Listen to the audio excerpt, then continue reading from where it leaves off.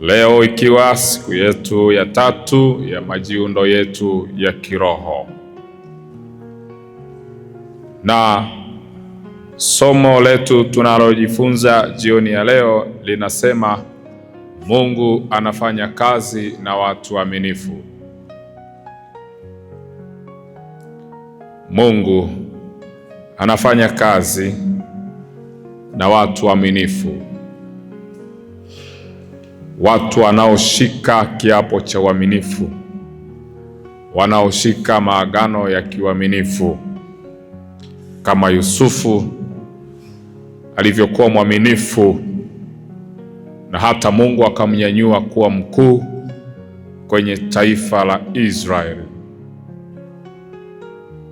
Mungu anafanya kazi na watu waaminifu.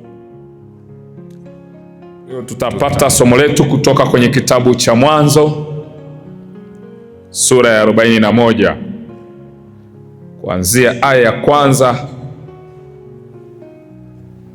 mpaka ile aya ya 33. Ni ndefu kidogo. Kisa kinahusu maisha ya Yusufu baada ya kutafasiri ndoto. Farao anampa Yusufu nafasi ya kufanya kazi, na ile kazi ambayo Yusufu anapewa anaifanya kwa uaminifu kabisa, wala hamwangushi Farao. Anazaa matokeo mazuri kutoka kwenye ile kazi aliyopewa. Hiki ni kisa ambacho kina umaarufu sana kwenye Biblia, kisa cha Farao kuota ndoto, na baada ya kuota ndoto anashindwa kuitafasiri ile ndoto, na baada ya kushindwa kuitafasiri ile ndoto, Yusufu kwa mang'amuzi na kwa maongozi ya Roho Mtakatifu anaitafasiri ile ndoto. Na kile kitendo cha Yusufu kutafasiri ile ndoto kwa uaminifu, Farao anampa Yusufu nafasi. Na baadaye tutamuona tena Yakobo anapopewa jukumu la kuchunga kondoo kwa mjomba wake Laban. Anafanya hiyo kazi kwa uaminifu kabisa na anafanikiwa. Basi ngoja tusome,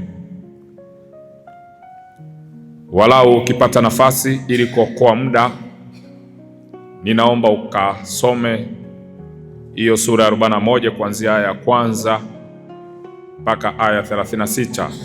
Mimi mniruhusu nisome kuanzia ile aya ya 25. Yusufu akamwambia Farao, ndoto ya Farao ni moja. Mungu amemwonyesha Farao atakayeyafanya hivi karibuni. Wale ng'ombe 7 wema ni miaka 7, na yale masuke 7 mema ni miaka 7.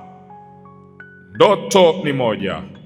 Na wale ng'ombe 7 dhaifu wabaya waliopanda baada yao ni miaka 7, na yule masuke 7 matupu yaliyokaushwa na upepo wa mashariki yatakuwa miaka 7 ya njaa. Ndivyo nilivyomwambia Farao ya kwamba Mungu amemwonyesha Farao atakayeyafanya hivi karibuni. Tazama, miaka 7 ya shibe inakuja katika nchi yote ya Misri.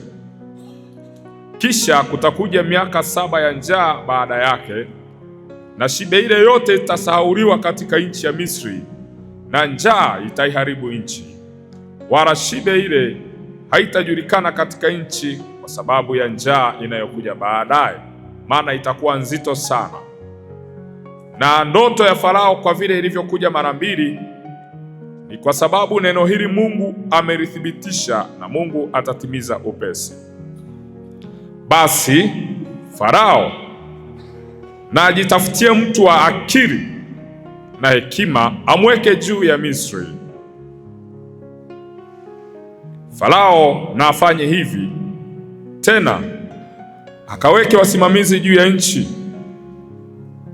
na kutoa sehemu ya 5 katika nchi ya Misri katika miaka hii 7 ya kushiba, na wakusanye chakula chote cha miaka hii myema ijayo, wakaweke akiba ya nafaka mkononi mwa Farao, wakakilinde kuwa chakula katika miji, na hicho chakula kitakuwa akiba ya nchi kwa ajili ya miaka hiyo 7 ya njaa itakayokuwa katika nchi ya Misri, nchi isiharibike kwa njaa.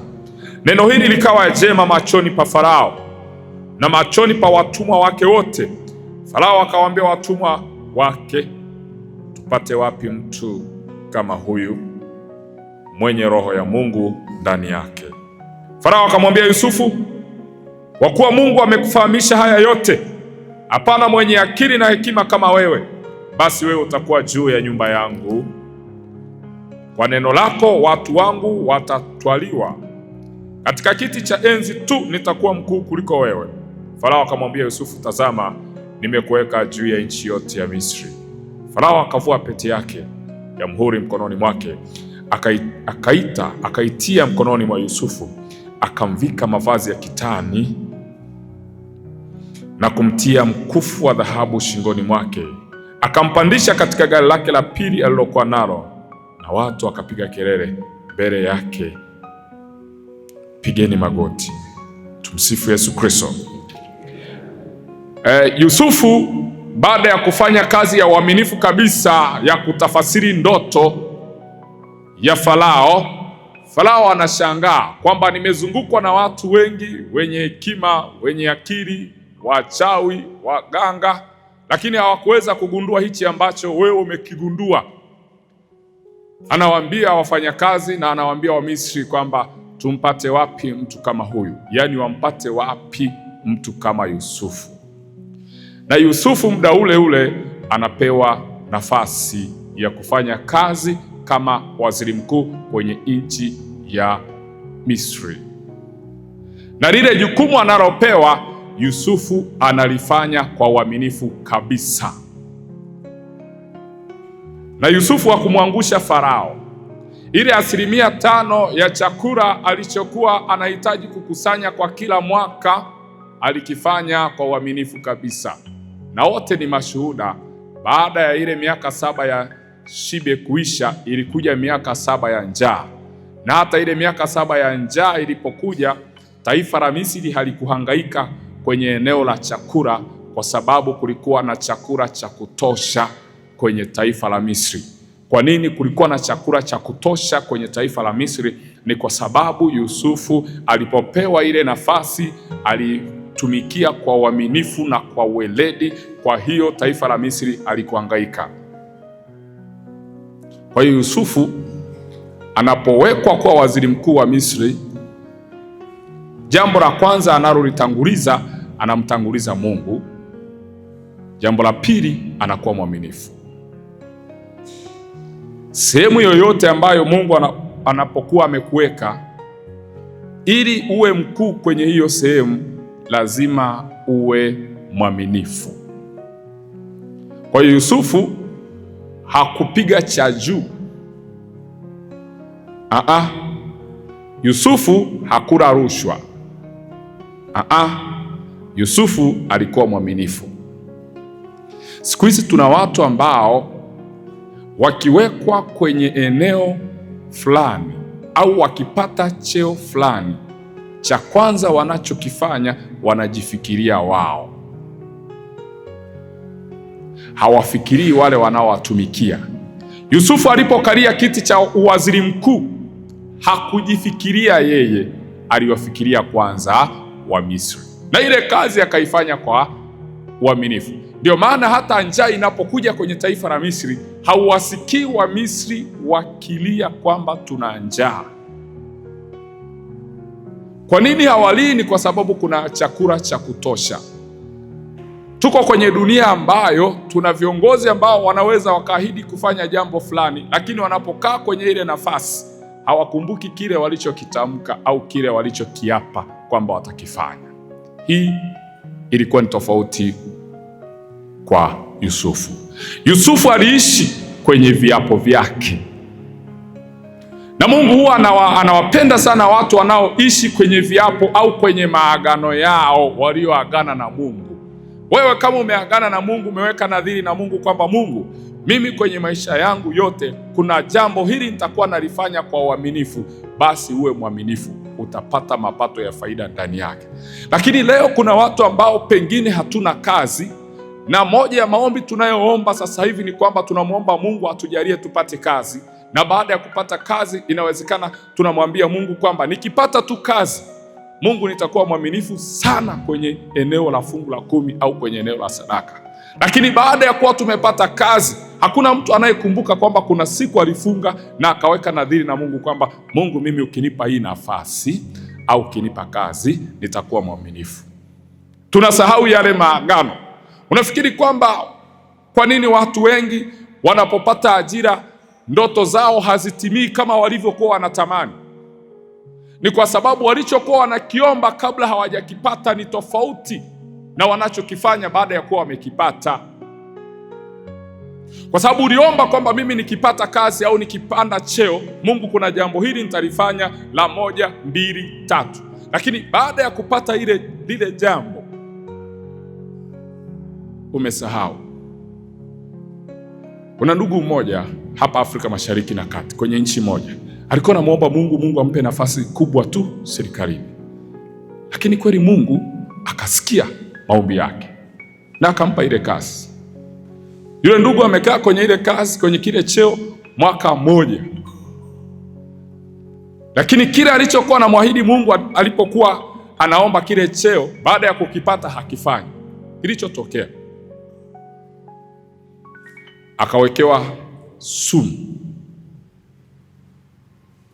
na ile sumu ilikuwa inazaa vimelea au virusi vya kansa. Ikamtafuna, wakamwambia wewe hili jukumu hauliwezi, kwa sababu miezi 2 huko Tanzania, miezi 3 huko Kenya, miezi 6 huko Uganda, miezi mingapi huko India, tutakusaidiaje? Wakamtoa. Kwa nini? Hakuwa mwaminifu kwa kile alichokuwa anakiomba. Yeye alikuwa anaomba kwamba Mungu, mimi ukiniweka hapa nitakuwa mwaminifu. Na hili swala la uaminifu limewagharimu watu wengi sana.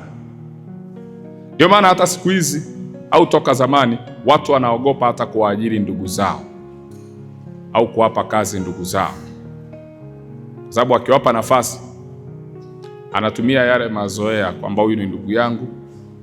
Kwa hiyo unakuta kazi ya ndugu yake anaifanya kama kazi ya kwake, naye anageuka kuwa bosi.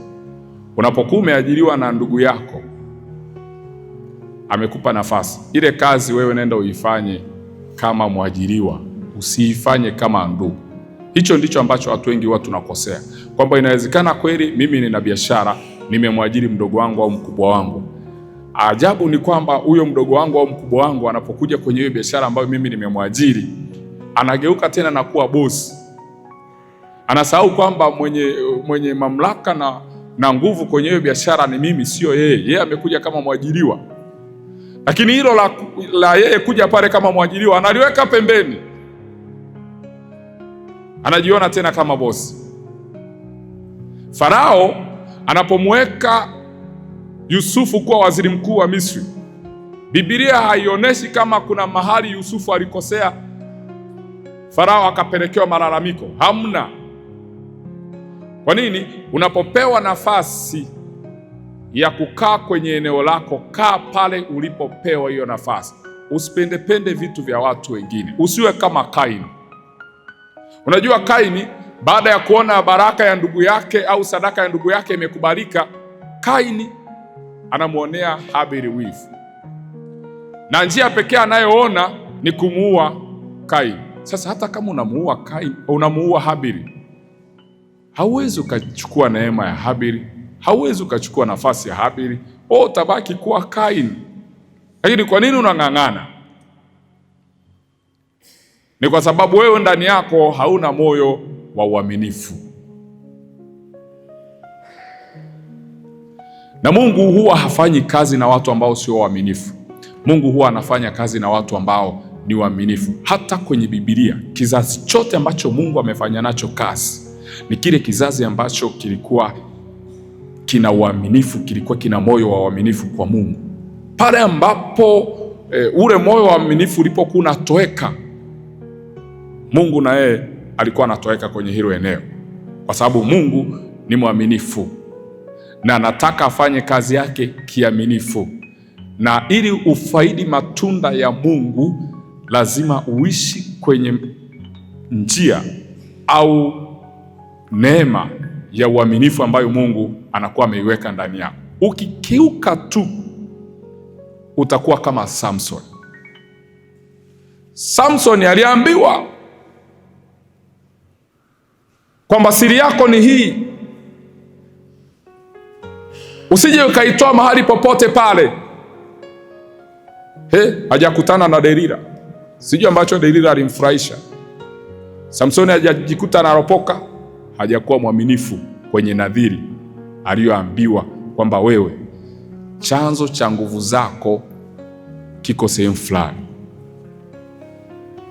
Uwe mwaminifu, usimwambie mtu yeyote, kwa sababu aliyekuwa anajua chanzo cha nguvu za Samson walikuwa ni wazazi wake na yeye mwenyewe.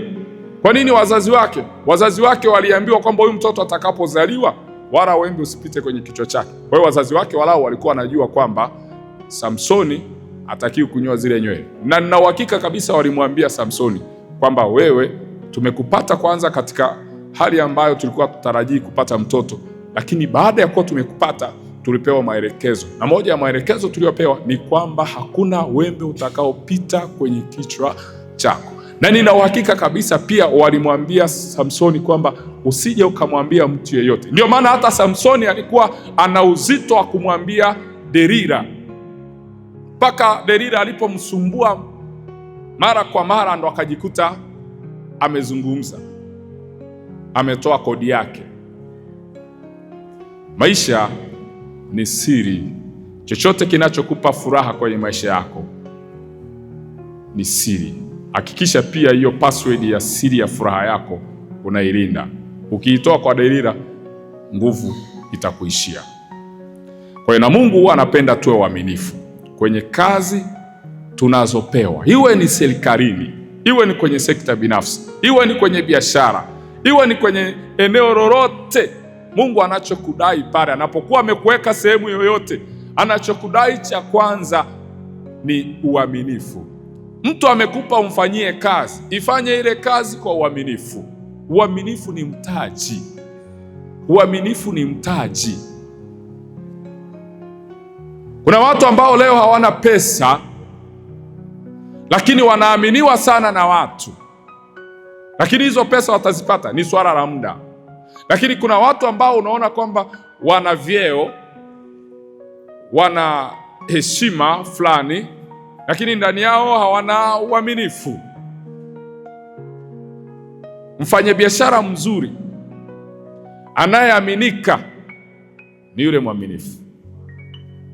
Mfanyakazi mzuri anayeaminika ni yule mwaminifu. Mtu yeyote mzuri anayeaminika ni yule mzuri.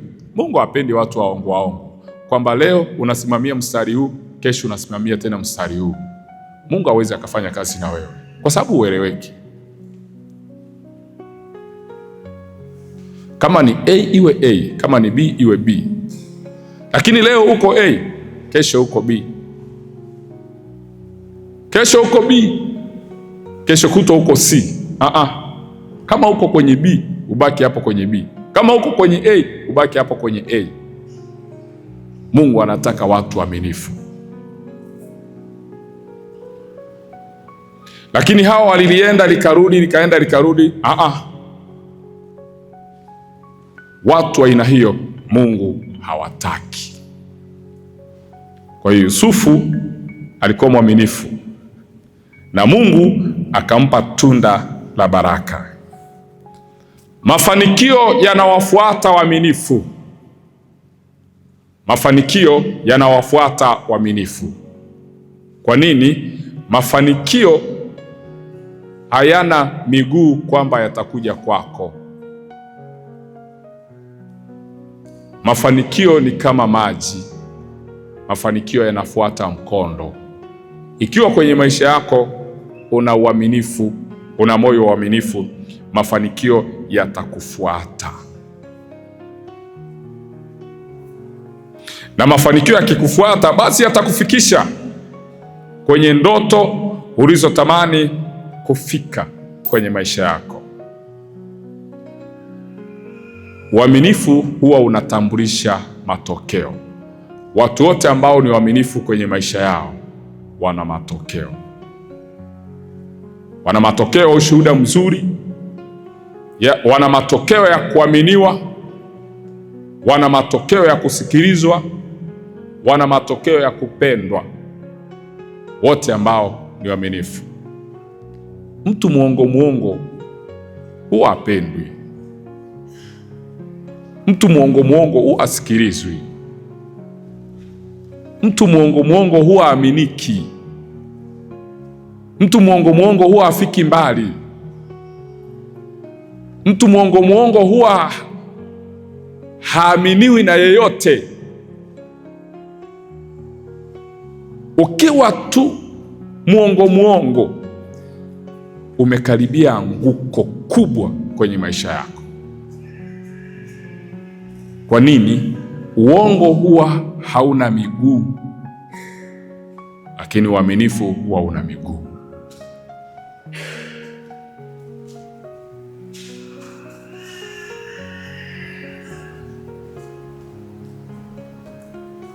Kaka mmoja alikuwa ananichekesha, ananiambia, kaka, mimi sijui kwa nini wanawake wananikimbia. Kaambia, haujajua mpaka leo kwa nini wanakukimbia? Akasema, amna. Nikamuuliza, hebu naomba uniambie, ulishawahi kuwa na mahusiano na mwanamke mmoja tu ukajua kabisa kwamba, na ukamwahidi kwamba wewe ni wewe na mimi ni mimi, sina mwingine, na wewe naomba usiwe na mwingine?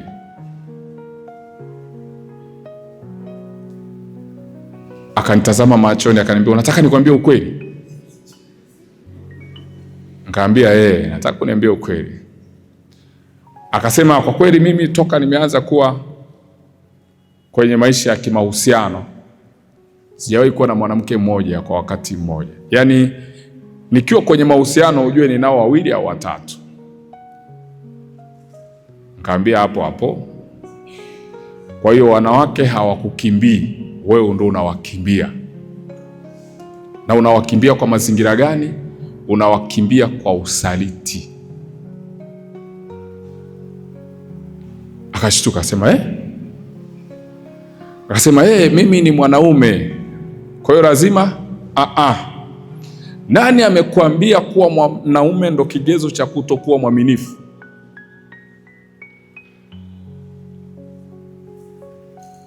Akasema, kwa hiyo mimi ndo nacheza rafu.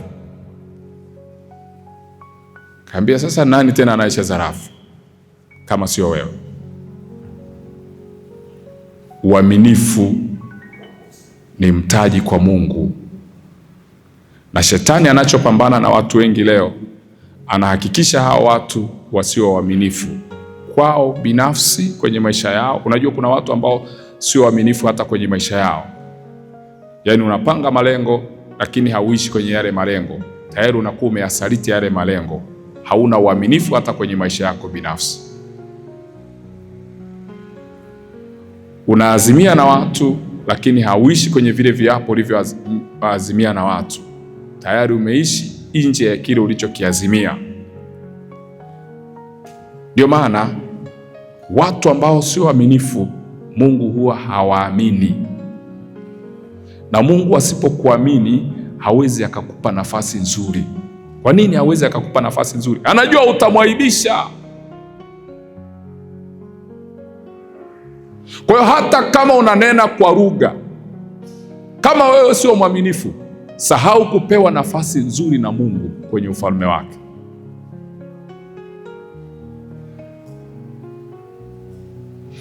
Kwa nini? Uaminifu ni kibebeo cha baraka. Ni kibebeo cha baraka. Kwa hiyo kama hauna hicho kibebeo, hauwezi ukakutana na nguvu za Mungu. Kwa hiyo uaminifu kwa lugha nyingine ni kama, sio kama, ni agano. Unapokuwa umeamua kuishi kwenye agano la kiaminifu, basi utembee kwenye hilo agano la kiuaminifu. Ukiishi nje ya hilo agano, imekula kwako, imekula kwako. Kwa hiyo kama tunataka pia tufanikiwe kiroho na kimwili, lazima tumwombe Mungu neema ya uaminifu, na sio tu kumwomba, na sisi tufanye jitihada za kuishi kwenye neema ya uaminifu. Mahali popote unapopewa kazi ya kufanya, ile kazi kaifanye kwa uaminifu.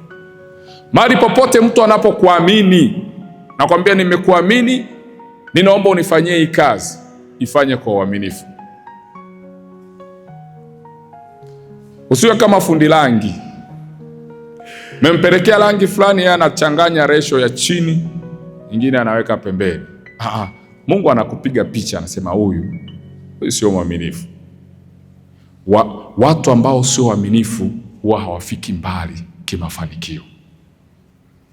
Watu ambao sio waaminifu huwa hawafiki mbali kibiashara. Watu ambao sio waaminifu huwa hawafiki mbali kimahusiano. Watu ambao sio waaminifu huwa hawafiki mbali kiukuu. Yaani, ukiona ndani yako hauna moyo wa uaminifu, ujue kabisa kwamba hautafika mbali kimafanikio. Ukiona ndani yako hauna moyo wa uaminifu, ujue kwamba hautafika mbali kiuongozi, hata kama wewe ni kiongozi na unatamani kuwa kiongozi.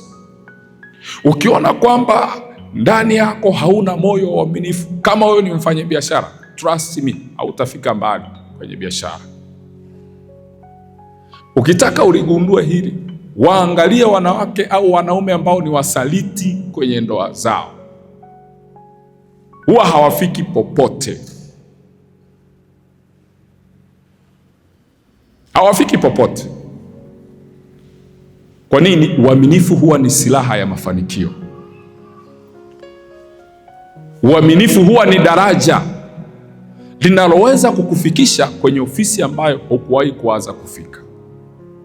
Uaminifu ni daraja ambalo linaweza likakuunganisha na watu ambao hukuwahi kutarajia kwamba utakaa nao meza moja, lakini uaminifu unakuunganisha nao. Yusufu alikuwa mwaminifu, ndio maana aliweza kukaa meza moja na Farao.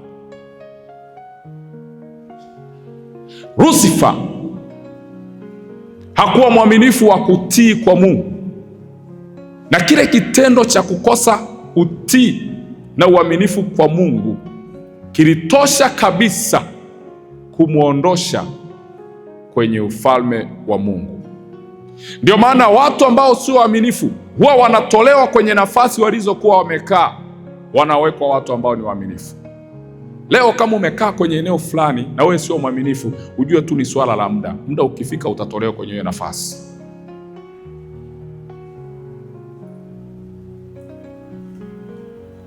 Uaminifu ni kama lifti.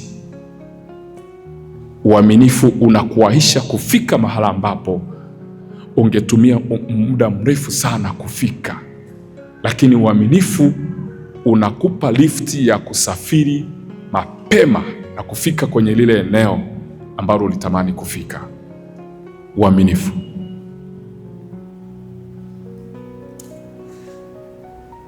Kwa hiyo leo kama wewe ni mwaminifu,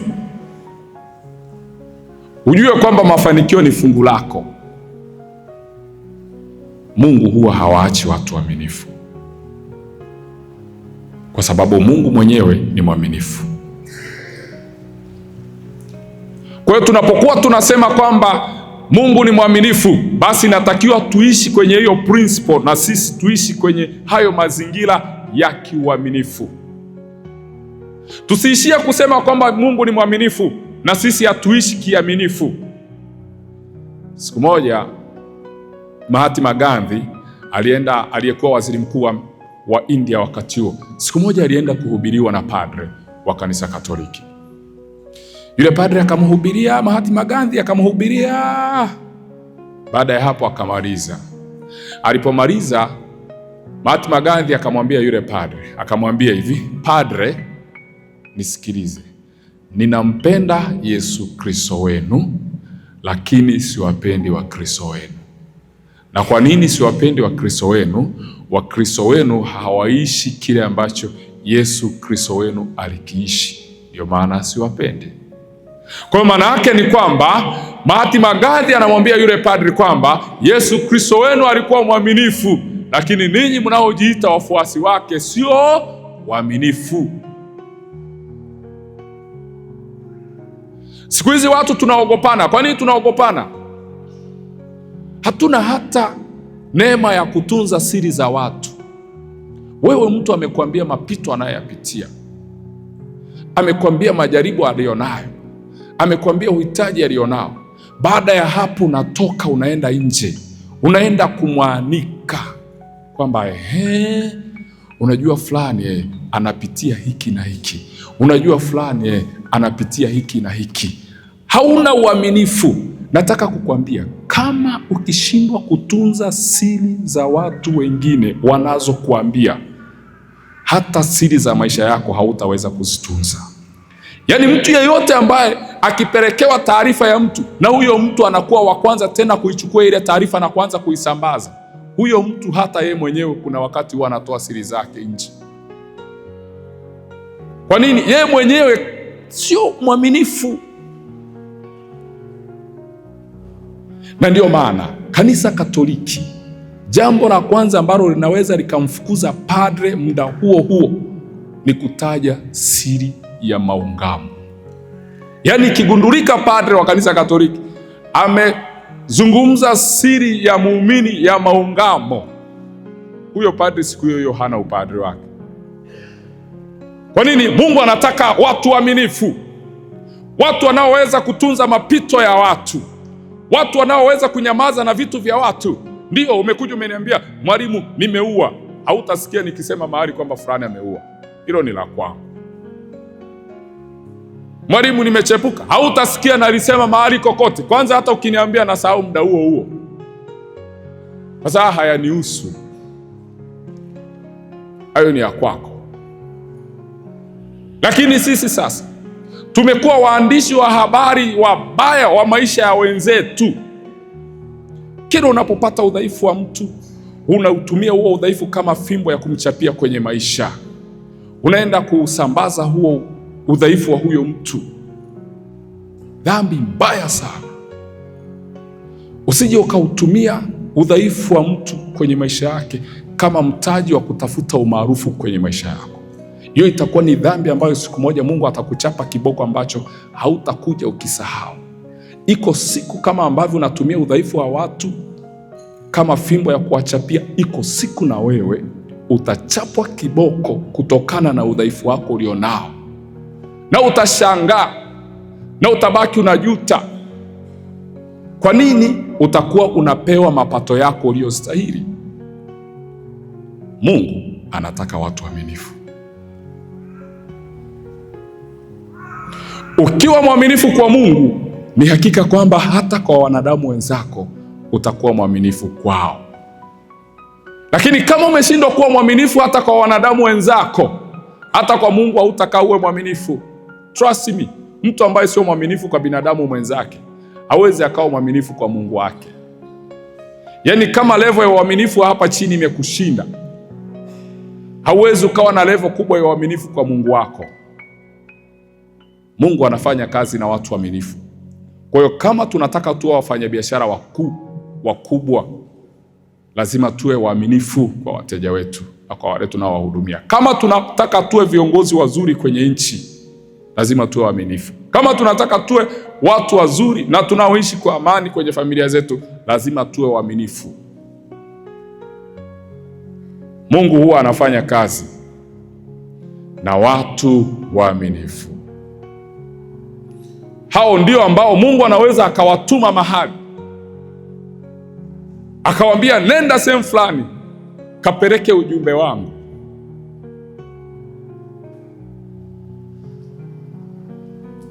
Mtu anapokushirikisha mambo yake, geuka kuwa msaada kwake, usigeuke kuwa uchungu kwake. Mtu anapokushirikisha mapito yake, usigeuke kuwa shetani kwake, fanyika kuwa malaika kwake. Mtu anapokushirikisha giza analolipitia kwenye maisha yake, kwenye ndoa yake, kwenye biashara yake, kwenye kazi yake, usigeuke tena kuwa giza zaidi kwa huyo mtu. Fanyika mwanga, muoneshe kwamba hapa utapita, hapa utakuwa sawa, hapa utasimama, hapa Mungu hajakuacha, hapa Mungu atakushika mkono. Fanyika kuwa mwanga kwake, muoneshe. Hata kama yeye imefika mahala na kwambia moyo wangu uko down, moyo wangu hauwezi hata kutamka jambo lolote, mwambie mimi nasimama kwa niaba yako kukutamkia hicho unachokipitia. Mungu akusikie na akuvushe. Simama naye, kwa sababu wakati ambao unasimama na watu kwenye nyakati ngumu wanazopitia, iko siku na wewe ukipitia nyakati fulani ambazo ni ngumu, ambazo ni za kukatisha tamaa, Mungu atawainua watu watakaosimama na wewe na watakao kushika mabega na kukunyamazisha na kukuinua na kukutia moyo. Kwa nini? Na wewe umekuwa sehemu ya kuwatia watu moyo walipokuwa wanapitia nyakati ngumu.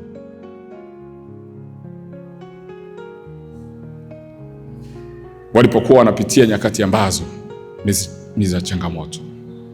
Mungu anafanya kazi na watu waaminifu. Usipokuwa mwaminifu kwa madogo, hata kwa makubwa huwezi ukawa mwaminifu.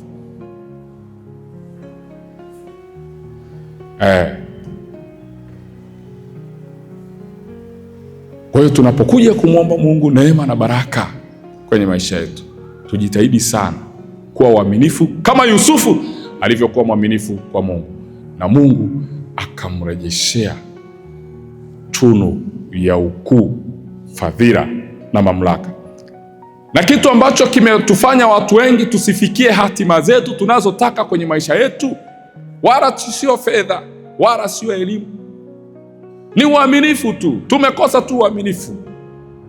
Lakini ukiwa mwaminifu, Mungu atakutangaza, Mungu atakutambulisha mahali ambako hakuna mwanadamu alipokuwa anaweza akalitaja jina lako. Lakini Mungu anapokuona kwamba wewe mwaminifu, anaweza akawalazimisha hao wanadamu ambao hawataki ufiki unapotaka kufika, anaweza akawalazimisha hao wanadamu wakajikuta wanakutaja kama mtu mwaminifu, kama mtu unayestahili kukaa kwenye hiyo nafasi ambayo unaitaka. Uaminifu ni mtaji. Uaminifu ni fedha. Uaminifu ni fedha. Uaminifu unaweza ukanunua chochote ambacho pesa haiwezi kakinunua. Uaminifu unaweza ukaleta chochote ambacho hata fedha haiwezi kakileta kwenye maisha yako. Uaminifu unaweza ukawaleta watu wa muhimu sana kwenye maisha yako ambao haukuwahi kutarajia kwamba utakutana na hao watu. Lakini uaminifu, ukiwa na uaminifu, huo uaminifu utawaleta hao watu. Uaminifu unaweza ukawaleta wateja ambao unaweza ukafanya biashara nao miaka na miaka. Uaminifu unaweza ukawaleta watu ambao wewe mwenyewe uliomba na kuomba ukaona haiwezekani, lakini uaminifu unaweza ukawaleta. Uaminifu unaweza ukakukutanisha na taasisi kubwa. Uaminifu unaweza ukakukutanisha na ndoto zako. Uaminifu unaweza ukakufikisha kwenye hatima yako. Uaminifu. Kwa hiyo uaminifu ni fedha ambayo haina thamani, ina thamani ambayo haina ukomo. Uaminifu. Kwa hiyo Mungu anataka watu ambao ni waaminifu, anaoweza kufanya nao kazi kwa uaminifu. Msifu Yesu Kristo. Msifu Yesu Kristo. Vijana ambao hatujaoa tuwe waaminifu. Vijana ambao mmeoa tuwe waaminifu. Watu ambao tumeoa tuwe waaminifu. Akina mama tuwe waaminifu. Ngoja niwaambie, mwanaume anapotaka kuoa anaoa mwanamke mwenye akili ya uaminifu. Mwanamume anapotaka kuoa haoi matako, haoi sura, haoi shepu, anaoa akili. Sifa Yesu Kristo. Dada ambaye hujaolewa, mwanaume anapotaka kuoa hata angalia shepu yako, hata angalia matako yako, hata angalia miguu yako, ataangalia akili. Kwa hiyo kabla ya kuchonga kucha, chonga kwanza akili. Kwa nini? Mwanaume anapotaka kuoa anaoa mwanamke ambaye anaweza akatuliza akili yake inapokuwa inachemka. Ndio maana anaweza akakuacha wewe mwenye matako, wewe mwenye shepu, akaenda kuoa mwenye sura ya sanamu la Farao. Kwa nini yule mwenye sura ya sanamu ya Farao? Kwa sababu anajua huyu mwenye sura ya sanamu ya Farao ana akili. Ana akili ya kutunza pesa ninayoitafuta. Ana akili ya kunituliza na kunishauri ninapopita kwenye nyakati ngumu. Mwanaume huwa anaoa mwanamke mwenye akili. Hao wenye sura nzuri, hao wenye matako, hao wenye viuno, hao wenye kucha, simaanishi kwamba wote. Hao huwa ni matumizi ya ziada kwa mwanaume. Lakini unapofika wakati wa kuchagua mwanamke mwenye ndoto zake, ambaye anaweza akawa mama wa watoto, ambaye anaweza akalinda kipato anachokitafuta mwanaume, ndio huyo mwanaume sasa anaenda kumtafuta mwenye sura kama sanamu ya Farao huyo. Kwa sababu huyo mwenye sura kama sanamu ya Farao ana akili, ana heshima, ana utii, ana maono. Wewe ambaye sasa mwenye kucha zako kama za Lucifer, unaachwa. Kwa nini? Ndio, una sura, una shape, una matako, lakini huna akili. Kuna muda, sio kwamba kuna muda, nikwambie tu, matako huwa hayalipi ada, kucha hazilipi ada, sura hailipi ada. Kinacholipa ada ni akili. Kwani kucha zinawapeleka watoto shule? Miguu ya bia inawapeleka watoto shule? Viuno vinawapeleka watoto shule? Kinachompeleka mtoto shule nini? Pesa na akili. Jumlisha hapo mbele uaminifu. Tunataka watu waaminifu. Mungu anapokuweka kwenye sehemu yoyote ile, na unapopewa kazi yoyote ile, ifanye hiyo kazi kwa uaminifu, na Mungu atakutunuku, na Mungu atakubariki.